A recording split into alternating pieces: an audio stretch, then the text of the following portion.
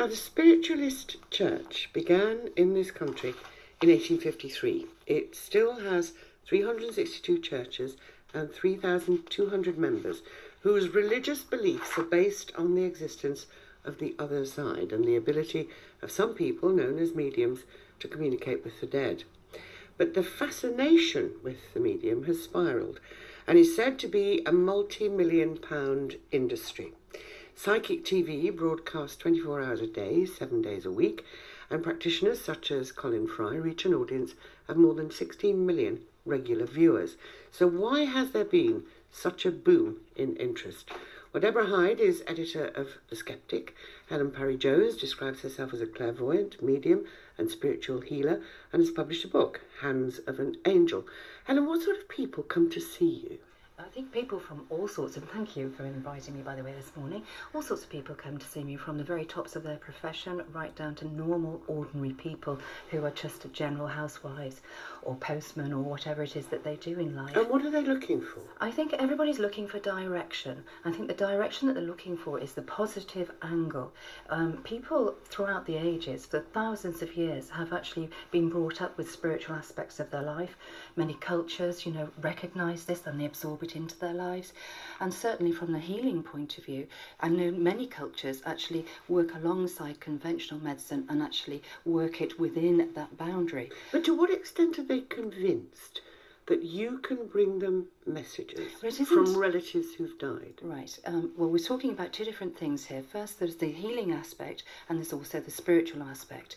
The spiritual aspect, and about bringing that proof across, is because you can actually say things about people that they would have no knowledge about. For instance, when I did a public performance some years ago, about 20 years ago, you would have no connection to know if a person had died through very, very tragic circumstances.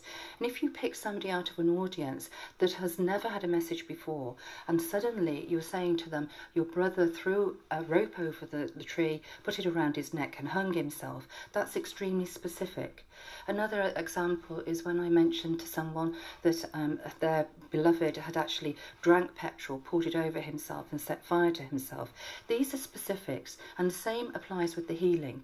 Doctors are actually noticing differences. I have many people who refer people to me.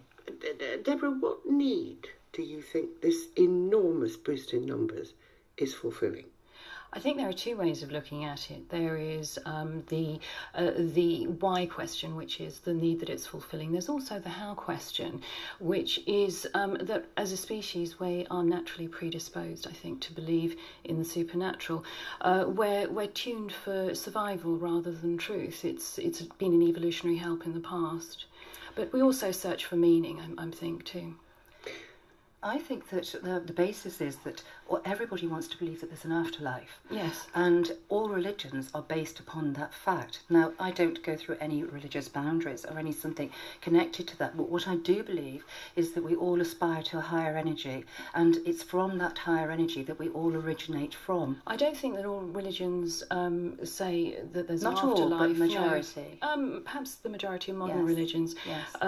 But certainly we're looking for a more subtle force in the universe. Mainly, I think we're looking for a meaning in our lives, and existence is cruel and pitiless, and if we look for something, whether it's true or not, it can be very comforting. Religion is a great compensator, especially to people who are in a difficult situation. Hang on, Helen. We know that celebrity are the same, pretty much. Psychics, Deborah, can command huge audiences and presumably make a great deal of money. How easy is it to dismiss it as just a form of entertainment? It's a kind of ghost story. I don't think you can dismiss it as just a form of entertainment, and it is a form of entertainment for the vast majority of people, but there are other elements to it as well. People, very vulnerable people, truly believe in this. People who perhaps should be seeking medical attention and don't because they think that they're getting medical attention of a sort through this. I realise you don't actively encourage that, but nonetheless people do it. I'd like to know who these vulnerable people actually are, because all the people that come to see me certainly would not like to be termed as vulnerable. You've got to be vulnerable if you're coming and asking So to would you say that contact your somebody who's dead. Or would you say that your colleagues or doctors or people who are lawyers, would you say that they're vulnerable people? I think doctors and lawyers are just as human as the rest of us. Are, yes. I would describe myself as having been vulnerable at various points. Certainly when you're near to death with cancer, or when people close to you are dying of degenerative diseases, yes, you're vulnerable. Well, I think that that's wrong, because the people that are coming to see me actually have positivity and direction after they've been to see me. That's certainly not the scope of a vulnerable person. How much deliberate fraud, Deborah, do you think is going on? I think there must be a certain amount. I've spoken to a lot of what I would term low-grade mediums, people who charge 20 or 40 quid an hour, it's part-time. And I think a lot of people do honestly believe. But at the higher levels where you're charging an awful lot of money, I know you charge €250 an hour, and where you're getting theatrical groups in, it must be very, very difficult if at some point you come to the realisation that it isn't true. You're on the real horns of a dilemma then, aren't you? You hadn't used to do these big audience years appearances. Ago. But why did you give them up? I gave them up because I wanted to go along the clinical route at that time. At that time, for me, I felt that it was the right thing to do, to go along the clinical route and the more sort of clinical aspect of things. But was there not an element of, if you've got a huge room full of people, tapping into one person, so you couldn't really make it work? Of course it worked. People came, the last group I gave there was over 1,000 people there. But just to answer Deborah's question, you know, I think it's important to know that those people all had a positive outcome. If I give a message, it has to have a healing ability, has to have something that they're going out so that they can direct their lives. It gives them closure, and it allows them to go forward. Because in the past, people have had positive outcomes from enchanted wells and dancing backwards around oak trees. I think there are two different things. There's the way people experience things, and I don't believe that there can be enduring benefits from this kind of thing. But also there's the other thing about whether or not it's actually the truth. And I think controlled trials have shown that really drugs work, and this may pick you up for a little while, but it doesn't work above placebo levels. And that means that in effect, really, you're not selling the truth. I'm absolutely selling the truth. Why, Helen, are you convinced that you have a genuine gift? I have been doing this for 30 years now. I've given my life towards it. I see thousands of people on daily sort of walks of life, and there are some amazing results that's been found. Doctors have actually even written down in their notes that there has been an actual improvement with somebody's health when they otherwise could not explain it. People's health does improve, mind.